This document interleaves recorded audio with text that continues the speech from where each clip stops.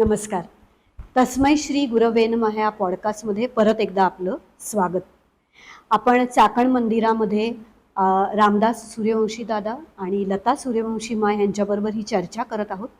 गेल्या भागामध्ये रामदास सूर्यवंशीदांनी आपल्याला सांगितलं होतं की पंडित जसराज, पंडित भीमसेन जोशी यांच्यासारखे मोठमोठे गायक त्यांच्या गुरूंनी सांगितलं होतं की तुम्ही देवघरच्या आश्रमामध्ये घेऊन या. आपण तिथपासनं परत चर्चेला चालू करणार आहोत. परत एकदा स्वागत करते सूर्यवंशी दा आणि सूर्यवंशी मा. नमस्कार. नमस्ते. आपण गेल्या भागामध्ये तुम्ही म्हणला होतात की मोठे मोठे गायक तुमच्या गुरूंनी सांगितलं देवघरमध्ये घेऊन या. तर आम्हाला सांगा की तो अनुभव सांगा की तुम्ही कसे त्यांना तिथपर्यंत घेऊन गेलात. बरोबर. तर सर्वप्रथम की त्यांना ते पुण्यामध्ये दगडूशेठच्या तिथं कार्यक्रमासाठी आले होते आणि तेव्हा मी त्यांना तुम्ही भेटायचं कसं म्हणून मला जरा वाटलं की अवघड आहे. मी जेव्हा माझ्या एक मित्राला सांगितलं अरे मग त्यांना भेटायचं काय करू, सूर्यवंशी एक काम करा, तुमचे आडनाव बंधू या ट्रस्टवरती सूर्यवंशी आहेत, शंकरराव सूर्यवंशी, बरं, दगडूशेठच्या ट्रस्टवरती, त्यांना तुम्ही भेटा. आणि मी गेला तुम्ही म्हटलं मी सूर्यवंशी, मी चाकणला असतो, तुमच्याशी मला 2 शब्द बोलायचे आहेत. ते सूर्यवंशी म्हणत आपले भाऊबंद दिसतात कोणतरी, आडनाव बंधू. आणि त्यांना सांगितलं ठाकूरजींची महिमा की आमचे गुरु असे की देवघरमध्ये तेव्हा झारखंड नव्हतं, बिहार होतं. 1992 सालची घटना आहे ही घटना, 1992 सालची. बरं. आणि जेव्हा सांगितल्यानंतर की मला त्यांना भेटायचं आहे तर ते म्हणले ठीक आहे, काय हरकत नाही. त्याचं सध्या मुक्काम त्याचे 2 डेट आले वेगळे होत्या. तिथे शिवाजीनगरला अशोक हॉटेल होते पूर्वी, आता नाही, अशोक एक्झिक्युटिव्ह म्हणून. त्या ठिकाणी त्यांना ते आणून ठेवायचे तिथे. आणि त्यांच्यातला काही ग्रस्त मला तिथे त्यांच्याकडे घेऊन जायचे. आणि मला ठाकूरजी दिलेली शिकवण आहे, आपलं थोडंसं आपल्यापेक्षा थोडं मोठ्यानं आपण नतमस्तक होऊन प्रणाम करायची पद्धत आपल्याकडे आपण वाढवल्यानं आपण बघतो. आम्ही स्वतः ते आचरणात आणलेले खरे संस्कार. माझ्याकडे शेतकरी कुटुंब जरी मी आहे तरी पण मी माझ्या आजींना, माझ्या आजोबांना प्रणाम करता बघितलेले आहे, माझ्या आईला, माझ्या वडिलांना प्रणाम करता बघितलेलं आहे. ती सिस्टम पुढे चालू आहे, वाढवल्यानं आपण प्रणाम करतो. तसंच मी जेव्हा त्या लोकांना भेटलो की पहिल्या जेवण त्यांना नतमस्तक प्रणाम केला, खिशामधून काय ते प्रणामी म्हणून त्यांना बाजूला ठेवली, तर त्यांना थोडंसं नवीन वाटलं की आतापर्यंत आपले लोक भेटत आहेत पण असा वेगळे काय ते. तर त्यांना प्रणाम क्यों करते हो, आम्ही तो भगवान नहीं है. बोला देखो आप हमारे लिए बुजुर्ग है तो हमारे भगवान के समान जैसे है. बोलो क्या काम है. तर त्यांना मी सांगितलं की इस धरती पर स्वर्ग है और मैं आपको दिखाना चाहता हूँ. अरे क्या बात करता है. हाँ, तो झारखंड बिहार में है वो जगह, देवघर, जिसको बैद्यनाथ धाम बोलते हैं उसको. मेरा नाम सुने हैं. तर मैं आपको लेके जाना चाहता हूँ. मेरा गुरुदेव का वहाँ पर आश्रम है और मेरा आचार्य देव के वहाँ पर जन्मदिन में आप लोगों को ले जाने के लिए मुझे आशीर्वाद हुआ है, इसलिए मैं आपको विनती कर रहा हूँ. तो ते मला म्हणाले की आमच्याकडे आता आमच्या तारखा माहीत नाही आहेत कारण थोडा टाइम बाकी होता. तर तू आमच्याकडे मुंबईला ये. कारण पंडित जसराज राहायचे दादरला आणि हे राहायचे खारला, आपलं सॉरी हरिप्रसाद चौरेशा. आणि त्या लोकांच्या घरी येऊन जेव्हा त्यांना सांगितलं त्या त्यांना मी सांगितलं की तुमचे काय मानधन असेल, जे काय तुमचे असेल मी तुम्हाला देईन, मी तुम्हाला घेऊन जायचे. आणि त्या लोकांना मग मी जेव्हा पूज्यपाद दादांना सांगितलं की ते लोक येणार आहेत तर त्यांच्यासाठी मी काय काय करू, तर त्यांनी सांगितलं डोंट वरी, तुम्ही त्यांनी मग दादांनी माझी संपूर्ण अरेंजमेंट केली. त्या लोकांची विमानाचे तिकीट काढले, माझे तिकीट काढले. त्या लोकांना घेऊन मुंबईतून मी कलकत्त्याला गेलो. कलकत्त्यावरून ती पूर्वा एक्सप्रेस आहे, त्या एक्सप्रेसने मी देवघरला जेव्हा तिथे नेलं तर हे लोक तिथे जाणार होते म्हणून पूर्वा एक्सप्रेस तिथे गेले. तर त्या ठिकाणी स्टेशनवरती की हे जे प्रसिद्ध मंडळी आहे त्या स्टेज त्यांना सिक्युरिटी आणि खूप आपले गुरुबंधू हजारो तिथे त्यांना बघण्यासाठी लोक आलेले होते. आणि त्यांचे जे स्वागत झालं तिथं रेल्वेमध्ये उतरताना ते दोघांचा की हे भारावून गेली मंडळी की आम्ही खूप ठिकाणी जातो, या ठिकाणी आपण ज्या कार्यक्रमात आलो एका महापुरुषाच्या ठिकाणी आपण आलो आणि यांनी आपल्यावर जंगी स्वागत केलं. तिथे हजारो लोक त्या ठिकाणी आले. आणि मग तिथून त्यांच्या मनामध्ये सुरू झालं की ह्या माणसाने, या सूर्यवंशी नावाच्या माणसाने सांगितलं की स्वर्ग काय असं तुम्हाला दाखवतो बिहारमध्ये.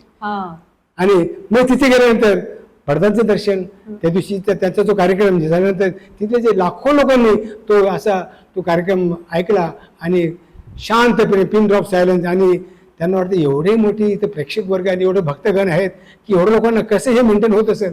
खरोखर सांगतो की त्याच्यावर सर्व स्तरातील लोक आहेत, असं कुठे जातीयता नाही, प्रांतवाद नाही, भाषावाद काही नाही तिथं. आणि एका गुन्हा गोविंदांनी सर्व मंडळी आपला कार्यक्रम बघतायत. आणि झाल्यानंतर ते त्यांना मी म्हणालो की तुम्ही आलात खूप हे तुमची मी पाठवायची सोय करतो, तुमचं मानधन तुम्हाला मी काय द्यायचं आहे.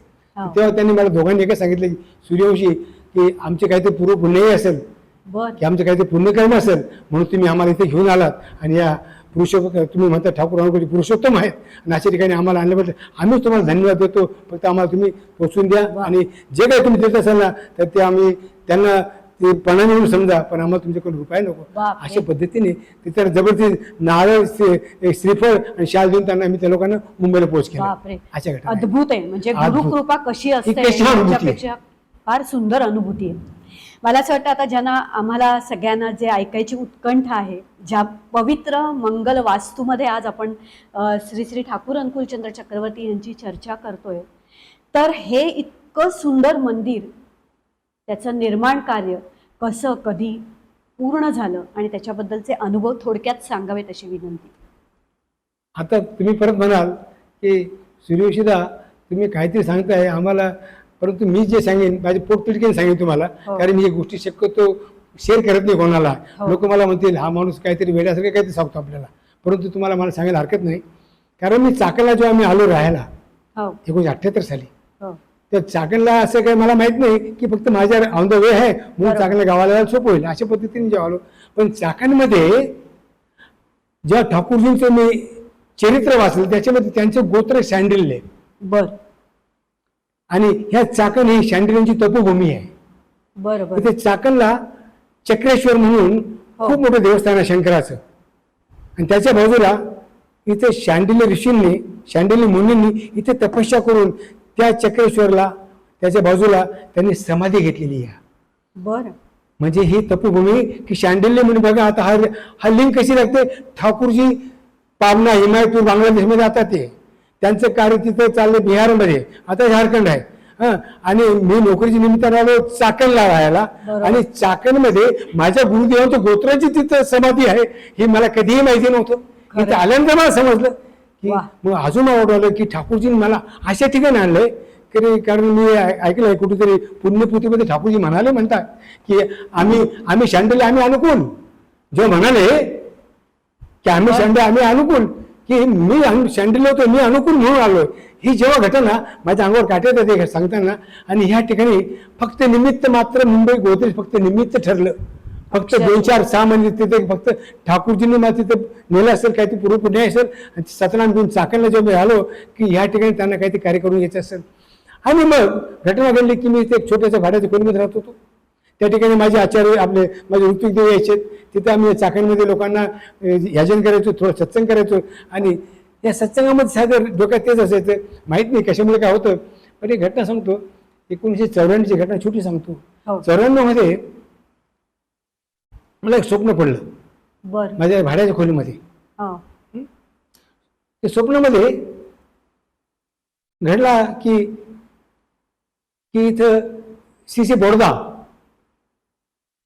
इथं चाकणला आलेले आहेत. कारण रात्यांची डोक्यात तो ध्यास, बर कारण ऋतू मंडळी सर्व गुरुबंधू रात्यांचे ह्याचे ते डोक्यामध्ये असं एक आलं की बरोबर. सीसी बोर्दा माझ्या स्वप्नात आले. आणि तेव्हा मला विचारलं की शांडिल्य मुनीच्या समाधीला जायचं आपल्याला. हम्म आणि बघा अंधारी रात्र आहे, माझ्या अंगावर अजून हे शहारे येतात,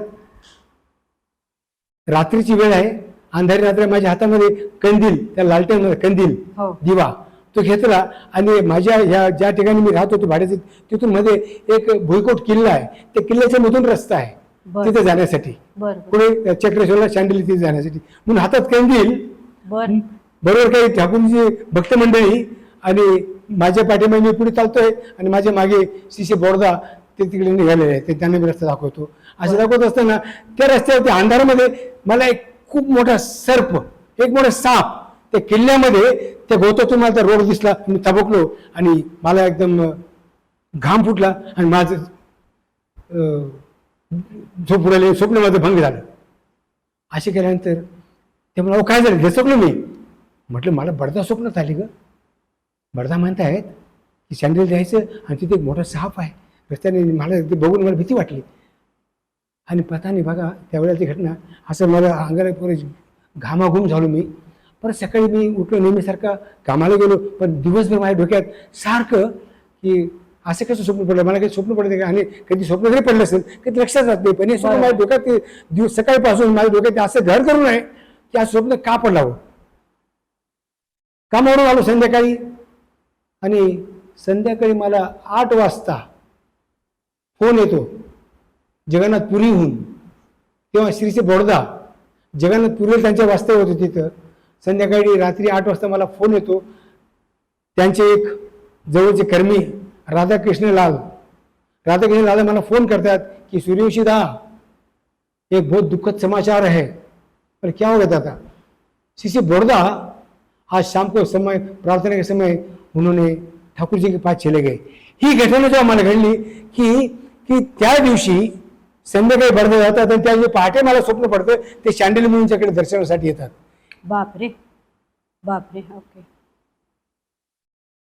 ही घटना अद्भुत घटना की आम्ही अजूनच विचार करतो की हा त्याने दृष्टांत दाखवला की ज्या दिवशी जायचं होते त्यांचे गोत्र शांडिल्य त्यांच्या दर्शनासाठी येतात आणि संध्याकाळी ती जातात निघून देहातून. आणि ही मोठी अनुभूती. तेव्हा एक घटना सांगतो. राजश्री सांगा ना मला, आपण या मंदिरात बसलो ना, आपण या मंदिरामध्ये अशी मला कधी डोक्यासारखी कल्पना असायच्यात की त्या पिरियडमध्ये थोडंसं सत्संगाच्या गोष्टी ऐकायचो, जोशीदांच्या यांच्या संबंधातून ऐकायचो, कधी कधी सातवती नावाचं जे पुस्तक आहे त्याच्यामध्ये वाचायचो. आणि मनामध्ये असं व्हायचं की एक दिवशी हिला सकाळी म्हटलो, अगे मला स्वप्न पडलं ग. म्हणजे काय स्वप्न? म्हणजे एक पांढरंसं मंदिर दिसतंय. हां, बापरे. काय हे पांढरे मंदिर दिसतंय? बर. आणि म्हणजे काय तुम्ही स्वप्न, आपण काय माहित नाही, एक पांढरं मंदिर दिसतंय. त्या मंदिरासाठी चाकणला मंदिर ठाकूरजींचं मंदिर झालंय. बर. असं मी तिला म्हणतो. मुलं तर लहान होती आणि असं जेव्हा म्हणतो तर ती म्हणते, अहो ते ठाकूरजी आपण सारखे रात्री चर्चा करतो ना मंदिरांची, ते पुरीचं मंदिर इकडे मंदिर तिकडे मंदिर, त्याकरता बहुतेक असं आपल्या मनामध्ये आलं असेल की तेव्हा की बदलापूर मंदिर पण झालेलं होतं तेव्हाची घटना आहे. बरोबर. आणि असं म्हणून मी ती दुर्लक्ष केलं त्या गोष्टीकडे. परंतु जेव्हा बदलापूरचं मंदिर पूर्ण होतंय आणि त्या मंदिरात उद्घाटनासाठी आपले पूज्यपाद दादा, प्रतापन आचार्यदेव हे सर्व ठाकूर परिवारचे जेव्हा मंदिर तिथे येतात, तिथे आल्यानंतर मी पण त्यांच्यामध्ये, आपण सर्वजण तिथे, तुम्ही तेव्हा सर्व आपण जातोय.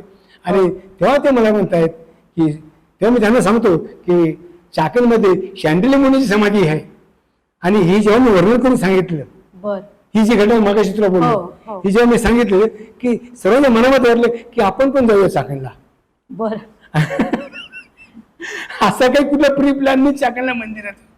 आणि तेव्हा संपूर्ण त्यांचे पूज्यपाद दादांचे तिन्ही सुपुत्र, बरोबर, प्रथम आचार्यदेव आणि सर्वजण या चाकणला जेव्हा त्या शांडिल्य मुनींच्या समाधीला जाणार होते, परंतु त्याच्या आधी मी आमचे गुरुदेव येणार, आमचे आचार्य देव येणार आहेत असं म्हणून माझ्या कंपनीमध्ये माझे मित्रमंडळींना, माझ्या नातेवाईकांना सांगितलं. आदल्या दिवशी ठरलं आणि दुसऱ्या दिवशी त्यांनी याची जेव्हा फिक्स झालं, दुसरे लकीली बघा तो पण सुट्टीचा दिवस मिळाला. म्हणजे सुट्टी पण काढायची गरज नाही, तो गुरुवारी सुट्टी असायची आणि तो गुरुवारी यायची ठरलं त्यांचं. आणि ते तारीख जेव्हा ठरली की सर्व माझे मित्र पुण्यातली सर्व मंडळी जरी की सूर्यवंशीचे कोण गुरु आहेत आपण बघूया, कोण जटाधारी महाराज आहेत, कोण गेरुवा कपडे घालायचे रुद्राक्ष महाराज आपण बघूया. म्हणून सर्वांच्या मनामध्ये असा भाव. आणि हे पुणे परिसरातली सर्व मंडळी या चाकण त्यावेळेला साधारणतः ती तारीख 3 फेब्रुवारी 2000. कारण 31 जानेवारी तारखेला जानेवारीला 2000 मध्ये मंदिर उद्घाटन झालं बदलापूरचं. त्याच्या तिसऱ्या दिवशी दादा इथे आले आणि मग इथे ही जी ओपन जागा होती या जागेवरती आमचे एक मित्र लोणकर, जे माझ्या दोघं टाटा मोटर्स नोकरी करायचो, आम्ही दोघांनी भविष्यामध्ये आपण इथं 2 बंगले बांधू छानपैकी असं म्हणून कंपनीकडून आम्ही थोडं पॉडिन पिनचे लोन बिन घेऊन इथं आम्ही चाकणमध्ये जागा जेव्हा घेऊन ठेवली होती. आणि जेव्हा दादा येतील समजलं तर आम्ही 2 ते चिंचवडला राहायला लोणकर, ते पत्र्याच्या 2 रूम आणि चाकणला राहायला 2 सिमेंटच्या पत्र्याच्या 2 रूम, मी तिथे राहत होतो. आणि पुढे भविष्याचं स्वप्न असं काही ते आम्ही रंगवत होतो की आपण 2 बंगले बांधू, 2 बंगल्याच्या मध्ये ठाकूरजींचं एक छोटस रूम बांधू, ते दोन्ही परिवार 2 प्रार्थना करूया आणि आपलं संपूर्ण आयुष्य आपण ठाकूरजींच्या चरणापाशी घालू, असं मनामध्ये भाव होता तेव्हा. आणि बघा जेव्हा दादा येतील असं समजलं तर ही जागा मोकळी जागा होती म्हणून आम्ही ते येतील, भक्त लोक असतील म्हणून आम्ही ते मंडप टाकला. आणि पूज्यपाद दादा त्यांचे 3 सुपुत्रांना घेऊन जेव्हा इथं आले आणि जे मित्रमंडळी नातेवाईक लोक इथं आले आणि आजही सर्व मंडळी आहेत, सर्व तो अजूनही आठवतो. आणि तेव्हा म्हणतायत की अरे सूर्यवंशी इस जगह पे क्या करेंगे तुम लोग? बोला दादा हम भविष्य में है ना, हम लोग एक सपना है, हम दोनों गुरु भाई हम 2 बंगला बनाएंगे और यहाँ पर हम ठाकुर जी का भी छोटा सा घर बनाएंगे. अरे इतना सब क्यों सोचते हो, बड़ा सोचो ठाकुर जी का बात. बोले क्या बड़ा सोचो? बोले यहाँ पर ठाकुर जी का मंदिर बनाओ. क्योंकि ये मंदिर का जगह है। वाह, असं म्हणल्यानंतर हे मंदिर का जगह ठाकुर जी का मंदिर बनाओ। घर बनाना बहुत छोटा बात है, जीवन में बंगला घर गाड़ी बाड़ी बहुत हो जाएगा आपके जीवन में, क्यों चिंता करता है? असं म्हणल्यानंतर की इथं तेव्हा पुणे जिल्ह्यामध्ये इथं चाकणमध्ये 10-12 पण परिवार नव्हते तेव्हा, की पुणे जिल्ह्यामध्ये ठाकूरची कोणाला माहिती नाही माहिती नाही. हो. तेव्हा त्या घटना. आणि दादा तुमची इच्छा असेल तर आम्ही प्रयत्न करतो असं म्हणाले आणि ते बोला नाही हमारी इच्छा आहे की आम्ही भूमिपूजन करताय. तेव्हा दादाने ते भूमिपूजन मध्ये केलं लगेच आणि झालं कामाला लागा सांगितलं आणि काम कभी नहीं रुकेगा. देखो तेव्हा दादांचं वय 69 वर्ष होतं.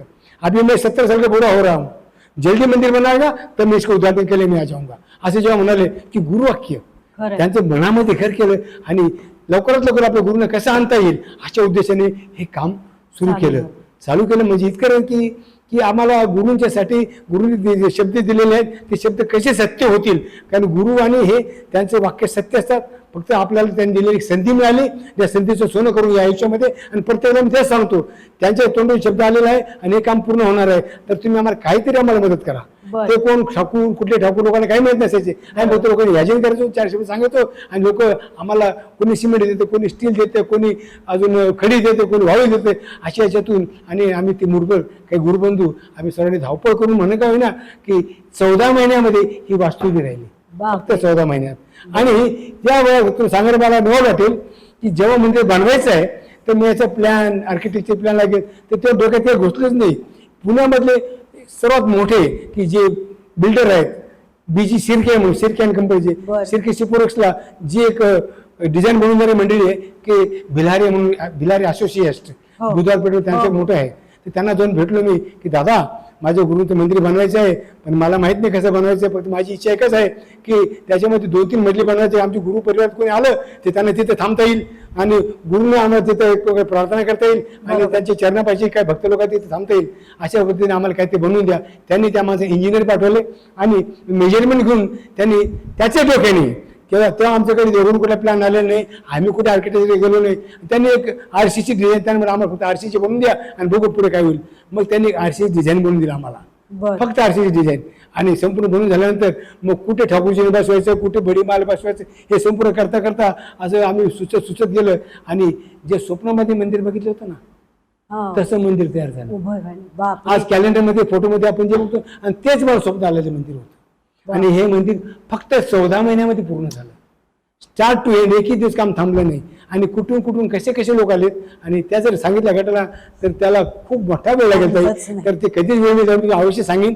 परंतु हे मंदिर पूर्ण झालं त्यावेळेला. आणि मंदिर पूर्ण झाल्यानंतर की जेव्हा दादांना जाऊन सांगितलं की दादा आपण बोलले ते मंदिर पुरा करो, एक दिन काम मत रोखाव, आणि पूर्ण झालंय काम. मग तेव्हा म्हणाले की तेव्हा आचार्यदेव पूज्यपाद आचार्य बाबा हे बाबा सुन सूर्यवंशी आया है और मंदिर को पूरा कंप्लीट हो गया, उद्घाटन करने की तारीख दी दीजिए.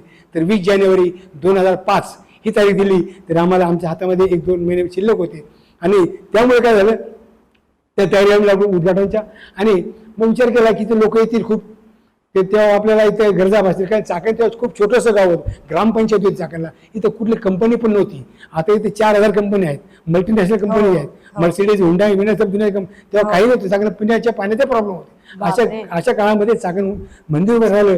आणि मग विचार केला की चाकणला पाण्याचा प्रॉब्लेम असतो, म्हणून आपल्याला लाईटचा प्रॉब्लेम असतो, लोड शेडिंग असतं.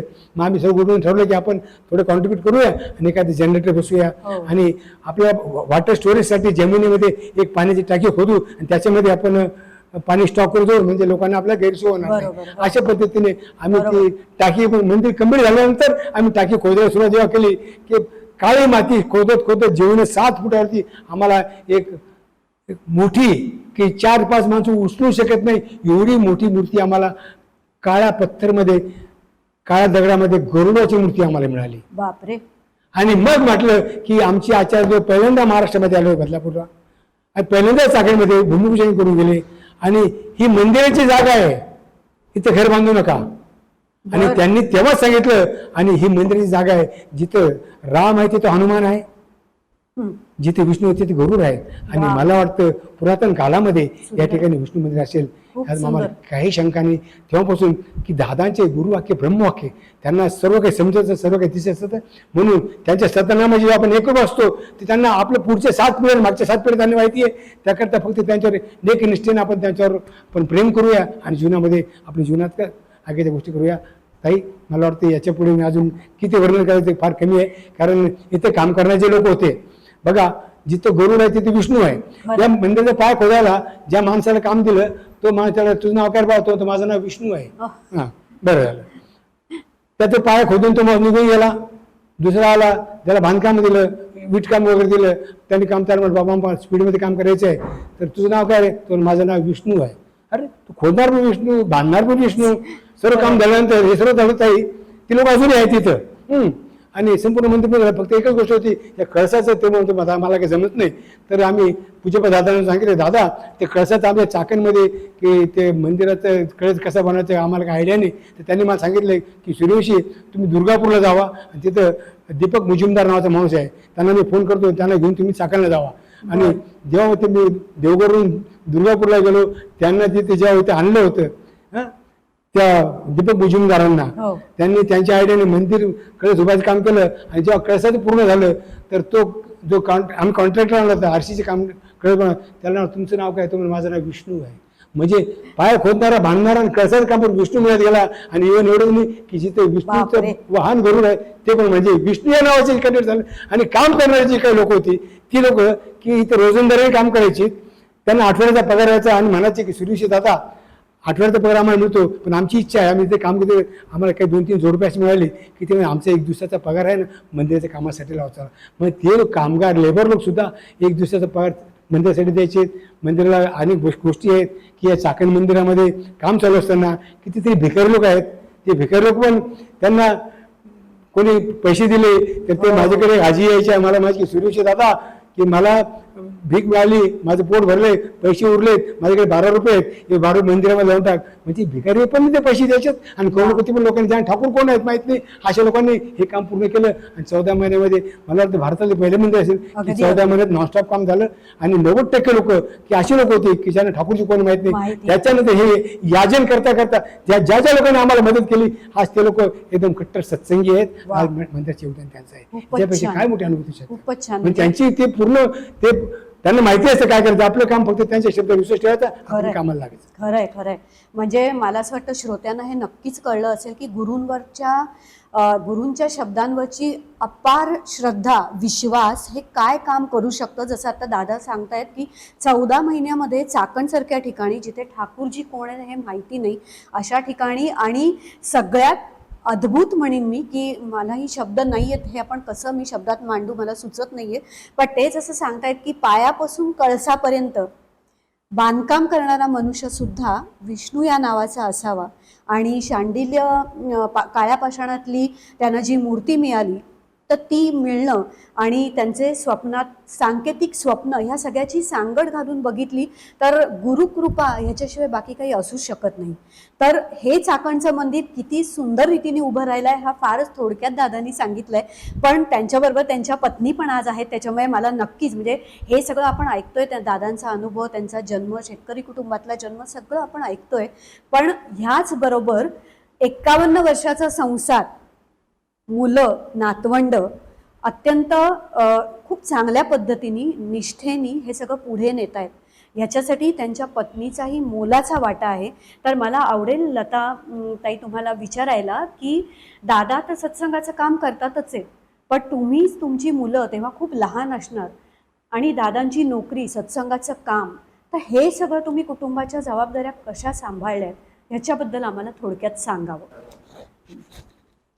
इष्टदेव भव, आचार्य देव भव, मातृदेव भव, पितृदेव भव.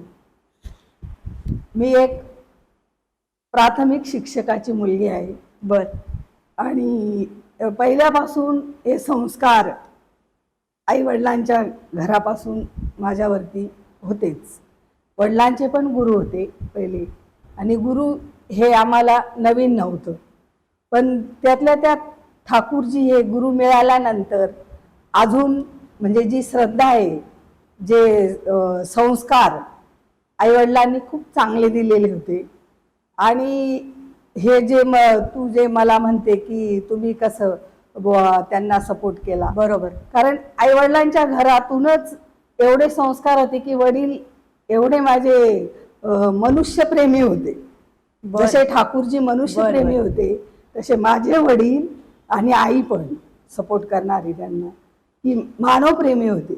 त्यांच्या घरी सतत शिक्षकी पेशा असल्यामुळे शिक्षक सतत, एकही व्यक्ती की त्याला कधी चहा आणि काही खायला दिलं नाही असं आम्हाला कधीही आठवलं नाही. हे संस्कार असल्यामुळे जेव्हा ठाकूरजींची दीक्षा घेतली आणि ठाकूरजींची दीक्षा मिळाल्यानंतर जे संस्कार जे आलेले होते ते मला या मंदिरात किंवा दीक्षा घेतल्यानंतर मला खूप उपयोग झाला त्याचा. कारण अनेक वेळा किती म्हणजे माणसं आली, कोणी बाया आल्या, तर मला असं कधीही वाटलं नाही की असं टेन्शन आलं नाही की यांना कसं करणार, हा, त्यांचं कसं कसं, करणार. बरोबर. पण मी फक्त ठाकूरजींचं नामस्मरण करायची, ठाकूरजी तुम्ही मला शक्ती द्या. आणि ठाकूरजींना मी कधीही घरामध्ये फोटो ठेव म्हणून समजलं नाही. वा. की दीक्षा घेतल्यानंतर मला एवढा उत्साह जागृत झाला. मला नामस्मरण, ध्यान, धारणा, प्रार्थना ही कधीही चुकली नाही. ठाकूरजींना 11 वाजता जसे मंदिरांमध्ये भोग देतात, हो. तसे मी घरी ठाकूरजींना 11 वाजता भोग म्हणजे द्यायचीच. आणि मुलं सगळे बघायची. दोन्ही टायमाची प्रार्थना कधीही चुकली नाही दीक्षा घेतल्यानंतर. आणि जे आले गेले त्यांची जी सेवा माझ्याने जेवढं होईल तेवढं मी करायचा प्रयत्न करत आली. त्यानंतर मंदिर झालं. मंदिरात पण, कारण मंदिर जेव्हा काम चालू होतं तेव्हा अनेक म्हणजे गुरुबंधू किंवा असे इतर लोक यायचे. आणि असं म्हणजे ते यायचे म्हणजे आपले प्रेमापोटी यायचे. हो. त्यांना आपण असं विमुख पाठवणं माझ्या बरोबर, हो. याच्यात कधीही बसलं नाही. हो. म्हणून जेही माणसं आली त्यांना मी माझ्या परीने भाजी पोळी जे काही देता येईल असं म्हणजे जेवण हे बनवायची आणि त्यांना जीव घालायची. आणि घरात मुलांना पण संस्कार देत आले. कारण दादा तर ड्युटीवर असायचे, ते त्यांना नेहमी फर्स्ट शिफ्ट असायची. सकाळी त्यांचा डबा दिला की मुलांना कधी मी झोपू दिलं नाही. चला उठा, प्रार्थना करा, प्रार्थनेला उठायचंय तुम्हाला. बरं बरं. 6 नंतर आमच्या घरी कधीही झोपलेलं कोणी दिसलं नाही पहिल्यापासून बर. आतापर्यंत, म्हणजे आम्ही जोपर्यंत घरी होते तोपर्यंत. हो. आणि दोन्ही टाइम प्रार्थना, नामध्यान, ठाकूरजींना भोग हे तर सतत करतच आली. म्हणून मला घरी करत होते, म्हणून आज मला असं वाटतं की ठाकूरजींनी योग मंदिरात दिला. साफसफाई करणं हा मला साफसफाई करण्यामध्ये मला खूप आनंद आहे. म्हणजे जेवढी साफसफाई मी केली की तेवढा माझा आनंद म्हणजे उत्साह माझा वाढत राहतो. म्हणून मी अजून पण तेच काम करते. आणि जेही माझी मुलगी असो, सुना जरी घरी माझ्या लग्न करून आल्या, त्यांना मी एकच सांगत राहिली की बायांनो, तुमच्याकडून माझी अपेक्षा नाही की तुम्ही 2 पैसे कमवून आणा. बरोबर. तुम्ही फक्त मुलांना, तुमच्या नवऱ्यांना व्यवस्थित ठेवा आणि घरदार व्यवस्थित ठेवा. आल्या गेल्याला तुम्ही प्रेम द्या. एवढंच मी माझ्याकडून. आणि ठाकूरजींवर आतोनात प्रेम करा. ठाकूरजींवर आतोनात प्रेम केल्यामुळे आपलं जीवन घडतं. आणि खरोखर आपण म्हणतो की स्त्री जीवन आपल्याला जर सार्थक करायचं असेल हो. तर नारीनीतीप्रमाणे जर आपण वागलो तर आपलं जीवन खरोखर धन्य होतं. धन्यवाद. आणि आपल्या बरोबर आपण इतरांना पण घेऊन चालायला म्हणजे आपला प्रयत्न असतो. म्हणून मी कधीही कोणी जरी आलं तरी मी जास्तीत जास्त बायांना हेच सांगत राहायची की ठाकूरजींना तुम्ही घरात फोटो समजू नका. ठाकूरजी साक्षात आहेत. आपण जे काही बोलतो, चालतो, करतो, वागतो त्यांचं पूर्ण लक्ष आपल्याकडे आहे. म्हणून तुम्ही सतत नामात राहा. नामात राहणं आणि कामात राहणं. हो. ठाकूरजी आपल्या आतमध्ये वास्तव्य असतं त्यांचं. जेव्हा तुम्ही नामात असतात आणि तुम्ही जे काही काम करतात, स्वयंपाक करतात, तो तुमचा प्रसाद होतो. छान. स्वयंपाक करताना जर तुम्ही नाम घेतलं तर तो खरोखरच प्रसाद होतो. हा माझा स्वतःचा अनुभव आहे. कारण मी स्वतःची स्तुती करत नाही. बरोबर. हो. कारण जेही कोणी आले गुरुबंधू, कोणी नातेवाईक, हो. की जेही मी बनवलं असेल, ठाकूरजी हा तुमचा प्रसाद आहे, हा प्रसादच बनवू द्या. आणि खरोखर खाऊन प्रत्येक व्यक्ती तृप्तच झाली. आणि अजून पण कधीही कोणी कधी भेटले तर ऐकलं की माँ आपने वो खिलाया, माँ आपने वो खिलाया, हे जे मी ऐकते की खरोखर हे समाधान म्हणजे व्यक्त करता येत नाही. खरं आहे. की जे स्त्रियांना जे आपण म्हणतो ठाकूरजींनी माणसं जोडली आणि स्त्रियांना पण हे शक्य होतं. ते कधी हो. की तुम्ही ठाकूरजींवर आतोनात प्रेम करा, निष्ठा करा. ठाकूरजींना फोटो समजू नका, ठाकूरजींना साक्षात समजा. आणि असं जेव्हा तुम्ही मनात भाव ठेवला आणि करत गेले तर खरोखर तुमचं घर पण स्वर्गासारखं होतं. माझं 2 रूमचं पत्र्याचं घर होतं. हो. मी सकाळी उठली की आधी माझं ते घर म्हणजे घरावरती माझं खूप प्रेम. ते घर मला घर नाही, हे माझ्या गुरूंचं मंदिर आहे. मग हे मंदिर जर आहे तर मी मंदिरासारखं का ठेवू नये. बरोबर. म्हणून माझं सतत त्याच्याकडे लक्ष राहायचं. मी माझ्या स्वतःकडे नाही लक्ष दिलं एवढं घराकडे, मुलाबाळांकडे. आणि दादांना कायम फसिप राहायची की त्यांना डबा देणं, सकाळी पहाटे 4ला उठणं, त्यांना टिफिन म्हणजे असं माझ्या याच्यात आठवलं नाही की त्यांनी 40 वर्ष सर्व्हिस केली टाटा मोटर्समध्ये. असं एकही दिवस आठवला नाही की त्यांना मी एक दिवस सुद्धा डबा दिला नाही. बापरे.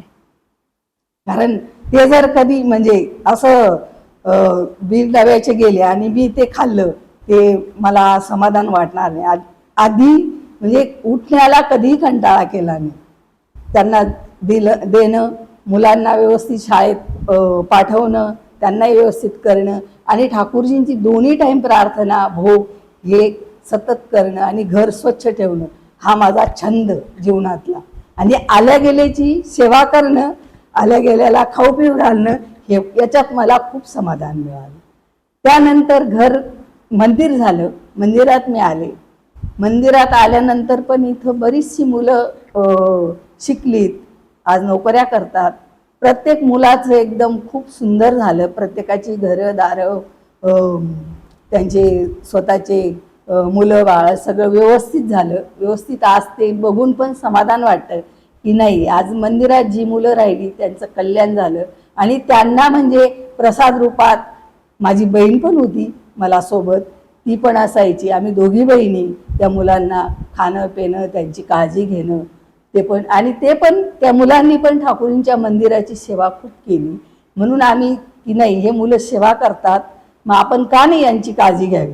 म्हणून त्या मुलांची काळजी आम्ही एक आई जशी मुलाची काळजी घेते, मला असं कधीच वाटलं नाही की माझं मूल आणि परक्याचं मूल, कधीच. बरोबर. जो परकाचा आहे तो पण माझाच आहे आणि अजूनपर्यंतही तोच भाव आहे माझा.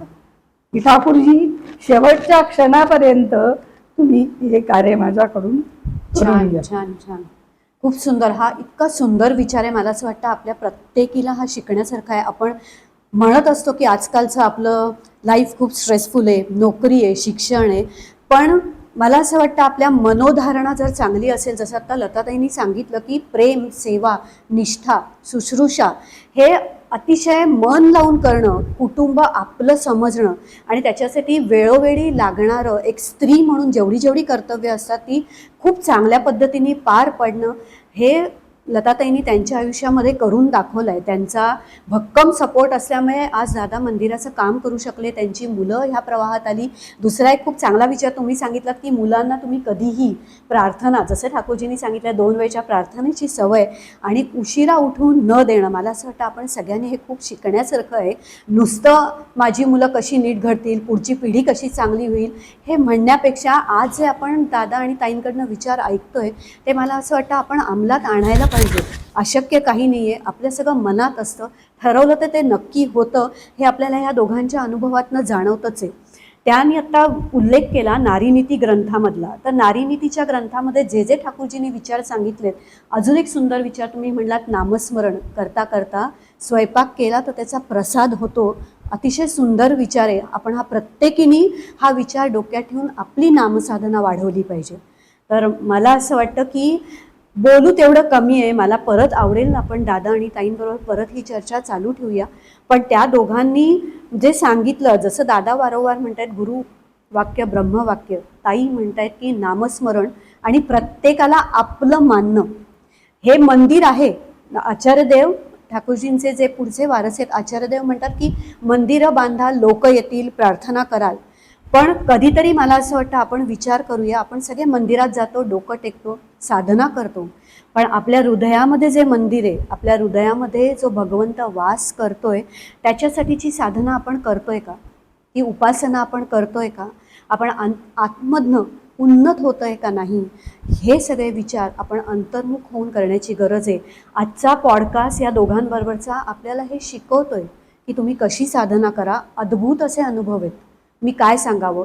मला असं वाटतं आजच्या पॉडकास्टमध्ये आज आपण इथेच थांबूया आणि परत एकदा मला आवडेल ह्या दोघांबरोबर ही चर्चा आपण परत नक्की चालू ठेवू, कारण हे दोघे अनुभवाची खाण आहेत. शिकू तेवढं कमी आहे. ह्यांच्याकडनं शिकणं म्हणजे एक साधक म्हणून प्रगत अनुभव होऊन आपणही त्याचं अनुसरण करणं याच्यासारखी दुसरी भाग्याची गोष्ट नाही. तर मी परत एकदा आपल्या दोघांचे इथे आभार मानते आणि आपण आपला अमूल्य वेळ दिला त्याबद्दल आपले अनेक धन्यवाद.